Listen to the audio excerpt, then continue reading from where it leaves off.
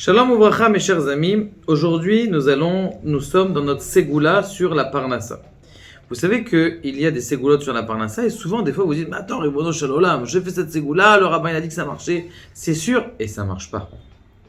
Parce qu'il faut savoir qu'il y a deux donnes dans la Ségoula de la Parnassa. Il y a les choses qu'il faut faire, mais il y a aussi les choses qu'il ne faut pas faire. Et donc, beaucoup de choses qui font perdre la Parnassa, ça aussi qu'il faut attention. Maintenant, la ségoula que je vais vous donner, c'est une ségoula qui faut faire, mais qui enlève et qui métaken les choses qu'on a l'habitude de mal faire ou qui ont été mal faites.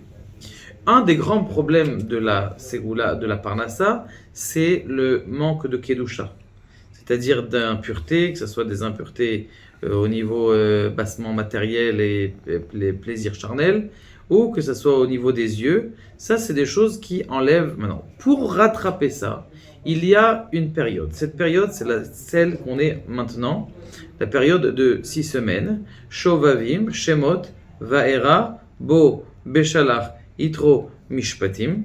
D'accord? C'est une semaine qui va être metaken tous les problèmes de Averot du passé qui empêchent que la Parnassa, elle arrive facilement chez nous.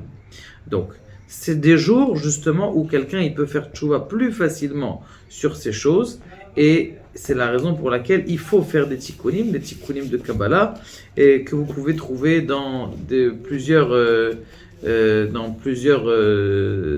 livres et aussi qu'il faut s'associer, vraiment s'associer à une synagogue dans laquelle il va organiser des tikkunim pour les shovavim. Donc ça c'est important. À part les tikkunim, les prières et la teshuva qu'on fait avec un cœur entier, c'est une ségoula qui fait en sorte qu'il y a un tikkun du yesod, un tikkun de la brit mila, et ce tikkun de la brit mila fait en sorte que la parnassa elle peut descendre tout seul, même sans prier forcément sur la parnassa, que tout aille bien, parce que des fois justement il y a une sorte de chassima, une sorte de blocage qui fait en sorte que la parnassa n'arrive pas. Maintenant, pourquoi spécialement ces mois sont ségouli pour la parnassa? Donc, j'ai déjà donné une explication, mais une explication un peu plus profonde.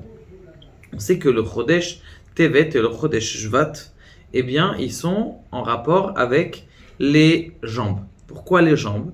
Parce que on sait que ces 2 mois, chaque mois dans l'année, il est en rapport avec une sphère. Elle s'appelle Netzach. Netzach, c'est-à-dire l'éternité, la pérennité.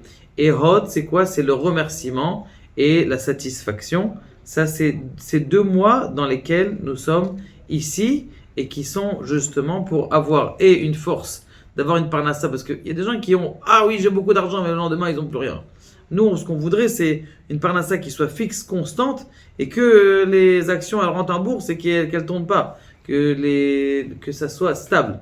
Donc le Hod, le Netzach, c'est justement cette pérennité de la Parnassa. Et le Hod, c'est là, parce que même si quelqu'un, des fois, alors, il a de l'argent, mais des fois, il n'est pas assez satisfait de ce qu'il a. Combien beaucoup de personnes qui ont énormément même d'argent, ils ont dit oui, mais c'est pas bien, ou j'ai pas assez, parce que il faut savoir que la débilité des grands riches, je vous parle de ceux qui sont dans les 10 premiers, les 100 premiers, eux ils ont ce délire de dire ah non, moi je suis pas dans les 2 premiers, je suis pas content, je suis dans la 5e place, 7e place.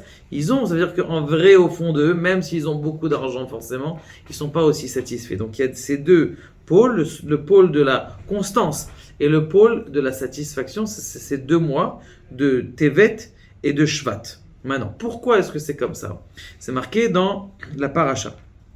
Lo ta'asun iti, Elohe chesef et Elohe zav. Ne faites pas avec moi des dieux d'argent et des dieux d'or. Lo ta'asun lachem. Ne faites pas. Ça veut dire quoi lo ta'asun iti? Ne faites pas des dieux étrangers. Iti, c'est la valeur numérique de Tevet.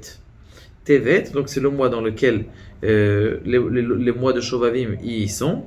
Et le lachem, ça fait référence, c'est la valeur numérique de Tzadik, et on sait très bien dans le Sefer Yetzira qui nous a été donné par Adam, certains disent Avraham, dans ce Sefer-là, la lettre de Shvat, Toubi Shvat, Shvat, c'est la lettre du Tzadik. C'est en rapport avec la lettre du Tzadik. Et Lachem, c'est la valeur numérique de ça. Et Lachem, Olé Tzadik. Romez al-Shvat, comme Shekatouf dans le Sefer Yetzira, que c'est Tzadik. Il a fait. Donc maintenant, ce Inyan-là, il est très important. De savoir qu'il faut absolument faire ces tikkunim de Shovavim. Parce que même si je vais faire plein de ségoulottes, des fois ça va pas marcher parce que justement, il y a encore des choses à nettoyer. Et cette période-là, dans laquelle, eh bien, je vais faire teshuva, eh bien, ça va décupler la parnassa sur l'homme de façon constante et que c'est une parnassa dans laquelle il y aura une bénédiction. Baruch Adonai, Le'olam, Amen, Amen.